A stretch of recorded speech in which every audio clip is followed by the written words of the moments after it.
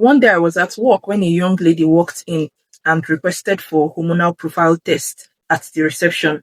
The price of the hormonal profile test was told to her, and from the look on her face, it was expensive, but she really wanted to check herself out, but she could not afford the test. I asked her to come into my office so we could talk. Hi, my name is Chinaza. I am a medical sonographer, and on this space, it is everything ultrasound.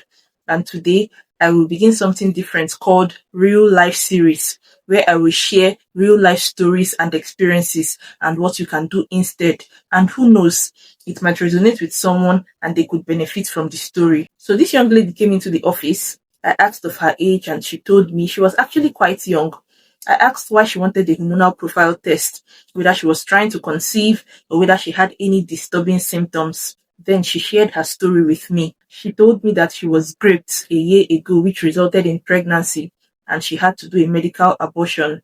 And she's concerned if everything is fine and if she can still conceive later on. Plus the fact that she was currently having heavy and itchy and smelling discharge. I took a pause and I asked her to walk me through the process on how she found out that she was pregnant, the tests she did, and the method of termination. She said she missed her next period after the incident. She did a blood pregnancy test that came out positive and she did not do any scan.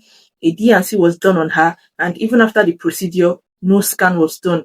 She did not even know what an ultrasound scan was. I was really shocked because, first of all, the process of pregnancy termination depends on how far gone the pregnancy is. I'm not going to go deep into that in this video.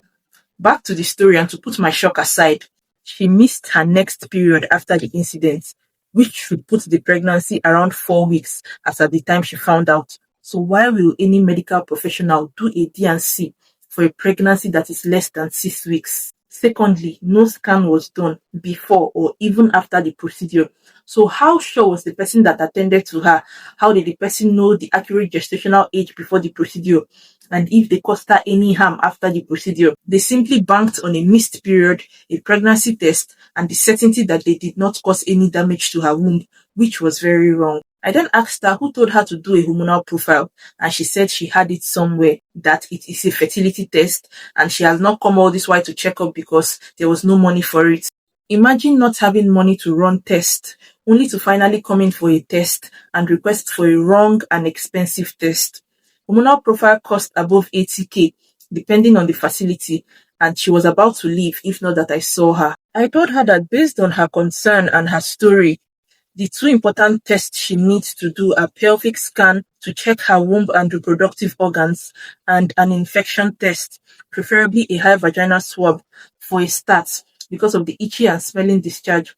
And those two tests cost below 30,000, which she could afford. Then I told her she needs to do a serology screening later on to be sure that no STI was transmitted to her. Sometimes patients come into the diagnostic center and end up spending money on the wrong test and still live with the problem they came with. So if ever you are not sure of the test, if you have a problem, feel free to open up to a healthcare provider. Ask someone, speak up. Don't follow what you heard from someone who is not a professional. Don't follow what you read online or from Google. Only the right diagnosis can save your life. If you have any more question or confusion, feel free to drop it in the comment section. If you have any experience you are comfortable with sharing, feel free to drop it in the comment section as well. If you found this series helpful, don't forget to follow for more simple explanation about women's health. Don't forget to like, share, and subscribe, and I'll see you in my next video. Also, feel free to join my live stream every Sunday by 4 p.m. where I'll be there to answer your questions as it has to do with ultrasound.